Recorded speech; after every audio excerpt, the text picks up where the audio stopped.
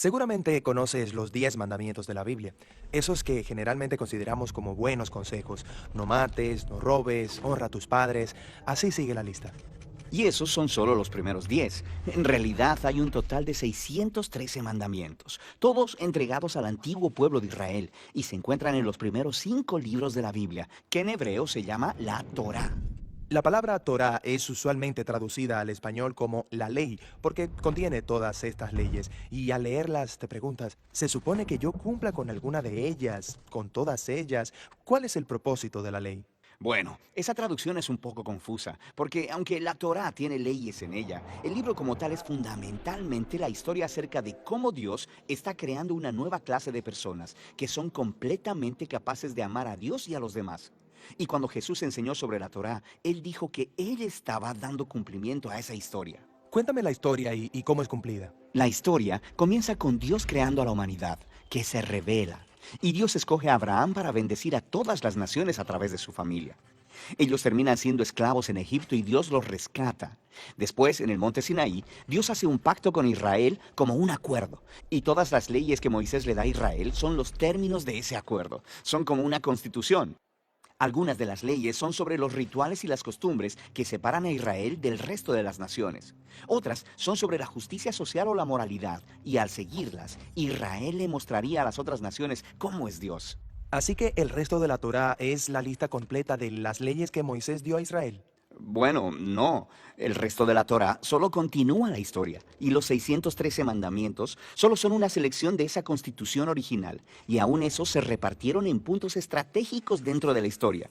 Por atención, porque verás un patrón muy claro. Moisés le da las primeras leyes a Israel, No adores otros dioses, no hagas ídolos. y justo después de eso hay una historia de cómo Israel rompió precisamente esos mandamientos. Ellos adoraron el becerro de oro. Por lo que Moisés da más leyes. Y luego encuentras más historias de rebelión.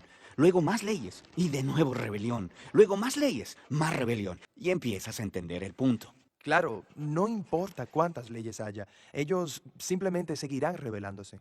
Así que en la conclusión de la historia de la Torá, Moisés da un discurso final a Israel mientras se preparan para llegar a su nuevo hogar y les dice, chicos, ya sé que no van a seguir todas las leyes de Dios. Me han demostrado que son incapaces. Moisés dice que el problema es que sus corazones son duros y que van a necesitar corazones transformados si algún día van a seguir realmente la ley de Dios. Y tenía razón, la historia sigue para contar el completo fracaso de Israel.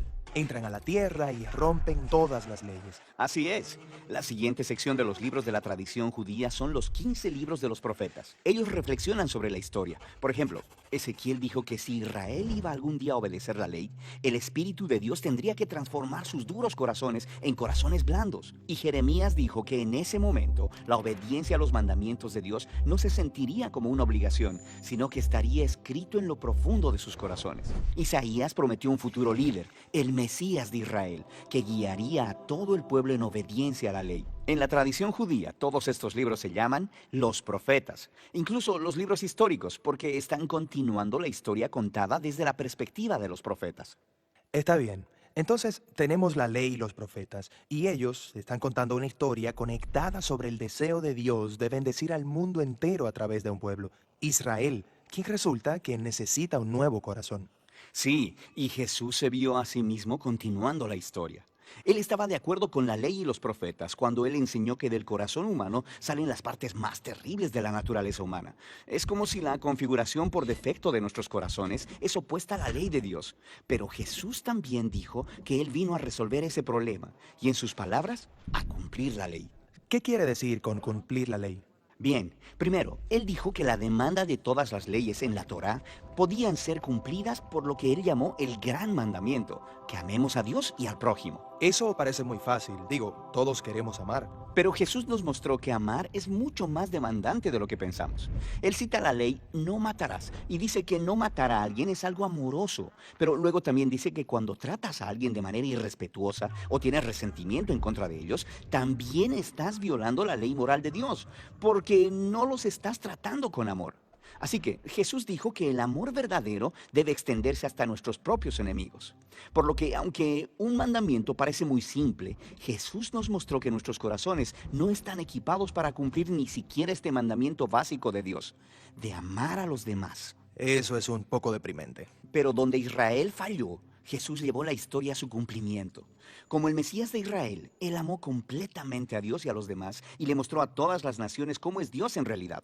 Él hizo esto a través de sus actos de compasión y misericordia, y después amando a sus enemigos hasta la muerte. Y después de su resurrección, él le dijo a sus seguidores que él enviaría al Espíritu de Dios para transformar sus corazones, para que ellos pudieran seguirle y cumplir el propósito de la ley, amar a Dios y amar al prójimo. Así que esto cumple la historia de la ley y los profetas, o en las palabras del apóstol Pablo, el que ama a su prójimo ha cumplido la ley.